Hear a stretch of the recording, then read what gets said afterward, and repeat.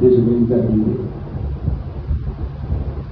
ఎక్కడెక్కడ ధర్మం గడబడ్డది, దేశం ఇబ్బందులు పాల్గొన్నది. అంటే మొత్తం మేము ఒక 2 hours Durga Reddy sir Rajendra sir అన్నప్పుడు ఒక సంపూర్ణమైన నమ్మకం వచ్చింది సార్కు. ఇట్లాంటి వ్యక్తి ఆరులకు రావడం మాకు గర్వకారణం. రాకేష్, ఒకవేళ నీకు సీట్ వస్తే ఎవరికి వచ్చినా వాళ్ళు చెప్పిన తప్పట్లు మాకున్న సహాయ సహకారాలు నాకు ఇస్తామని చెప్పారు. తర్వాత సార్లు చాలా సమావేశాలు జరుపుకోవడం, నా విజయంలో అట్లాంటి అజ్ఞాత వీరులు ఎవరికి కనబడేవాళ్ళు కాదు, ఎవరికి వినబడేవాళ్ళు కాదు.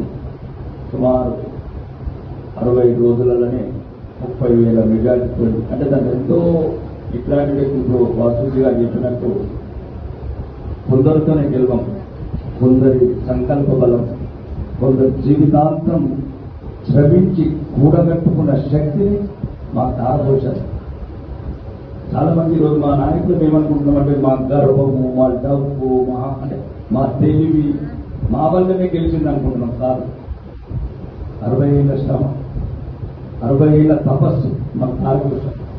అప్పుడే మా గుండెలల్లా ఆయుష్ వచ్చిపోసింది అధికారం. రీసెంట్లీ మళ్ళీ వారం రోజులు, ఒక 15 రోజుల కింద అనుకుంటాను, ప్రత్యేకంగా June 25 నాడు రవీంద్ర సార్ అంటే అప్పుడు ఎమర్జెన్సీ ఘటనలో జరిగిన కూడా మా ఇంటికి వచ్చి కలిసి టిఫిన్ చేసి సన్మానం కూడా చేయడం జరిగింది సార్. అంటే మీకు ఎందుకు చెప్తున్నారంటే ఇట్లాంటి వ్యక్తుల జీవితం పూర్తి ఉండాలి. మనం మేము ఏ స్థాయిలో ఉన్నా, ఏ రంగాలలో ఉన్నా, ఇట్లాంటి వ్యక్తులు చాలా మంది అనుకుంటున్నారు సమాజం ఇంత బలంగా, ధర్మం ఇంత దృఢంగా నిలబడటానికి కారణం రాజేంద్ర సార్ లాంటి వాళ్ళు. నిరంతరం దేశం గురించి, నిరంతరం ధర్మం గురించి, ఇప్పుడు వసతి చెప్పినట్టు అనాథ బిడ్డల గురించి, ఎవరు లేని బిడ్డల గురించి ఒక రకమైన ఐడియాలజీ ఇట్లాంటి వ్యక్తులు భూమిలో పుట్టనే తక్కువ. మాలాంటి వాళ్ళకు పూర్తిగా ఉంటుంది ఇట్లాంటి వ్యక్తులు. ఎప్పటికీ కూడా సారు నేర్పిన ఆచరణలు, సారు చూపించిన మార్గము ఇప్పటికీ ఆ దారిలో నడుస్తామని అందరికీ మళ్ళీ చదువుతూ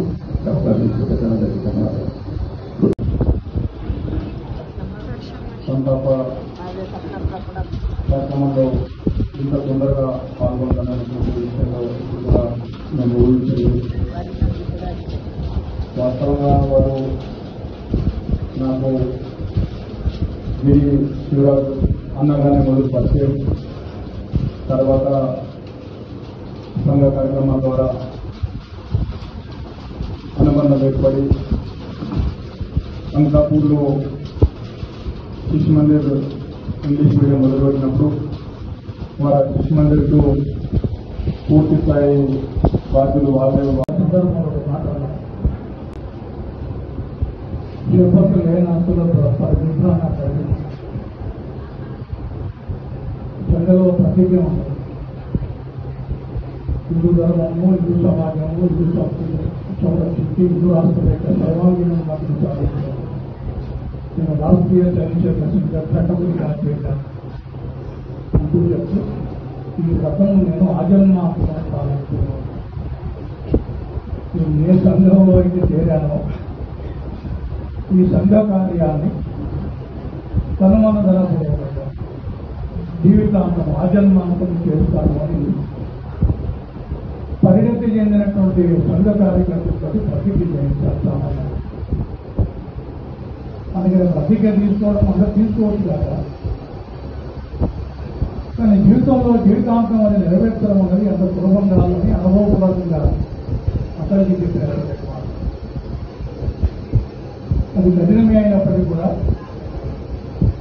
ఇది నాదిగా స్వీకరిస్తే ఇది సులభమే అని చెప్పేసి రాజేంద్ర గారు అందరూ మీకు నిలిచారు. అందరికీ పనులు ఉంటాయి, వ్యక్తిగతంగా అందరికీ కుటుంబాలు ఉంటాయి. ఎవరికైనా ఏదైనా ఒక బాధ్యత ఇచ్చినప్పుడు నాకు కుదరదండి, చాలా మా ఇంటి సమస్యలు ఎదుగుతుంది, మీకు తెలియదండి అని రకరకాలుగా.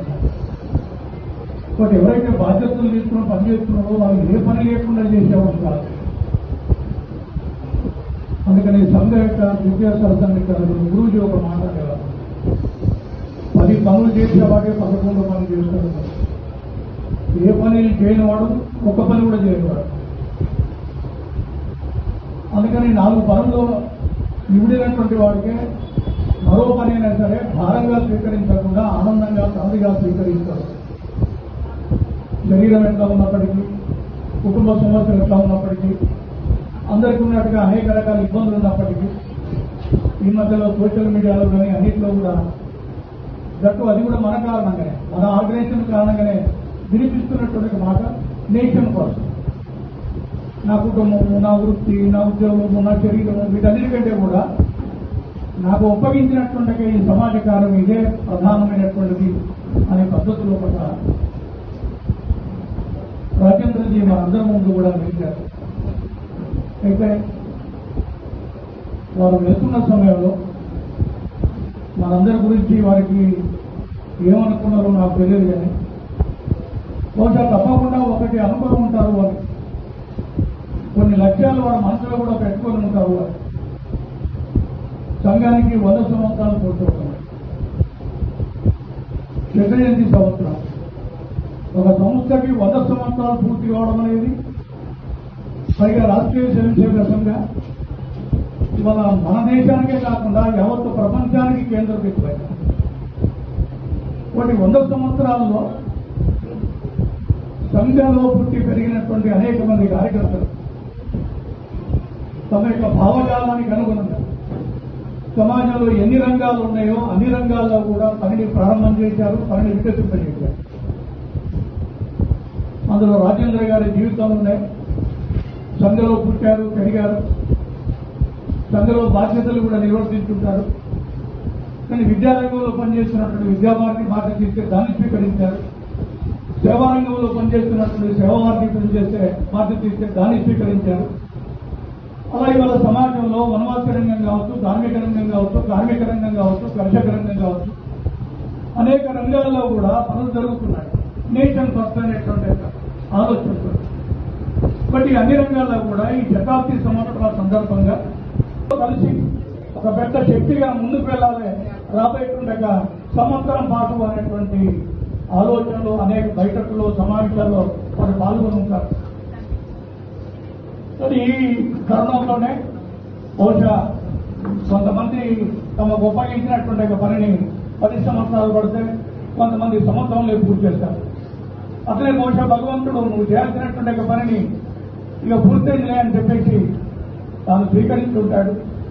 అందుకని నేను ఊహించలే ఇంత తొందరగా రాజేంద్రజీ పోతారని చెప్పేసి.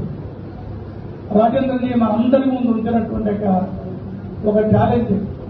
స్వయం సేవక ఎవరైనా ఉంటారు కావచ్చు, కానీ స్వయం సేవక జీవించడం ఎట్లా, ఇది సామాన్యమైనటువంటిది కాదు. అందుకనే సంఘ పెద్దలు అనేక మంది చెప్తుంటారు, మనం సంఘంలో ఉన్నాం కరెక్టే, సంఘం మనలో ఉన్నదా, మనం ఎన్ని సంవత్సరాలు ఈ సంఘంలో ఉన్నాం ఇది ఒక ప్రశ్న, కానీ సంఘం మనలో ఎంత ఉన్నది.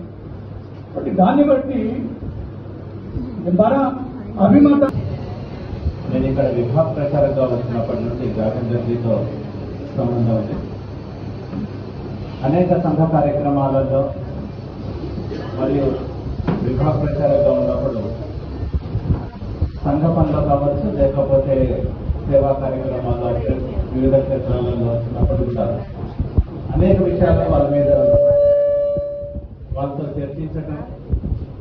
ఎందుకంటే వాళ్ళు చాలా సీనియర్లు, చాలా అనుభవం ఉన్న వాళ్ళు.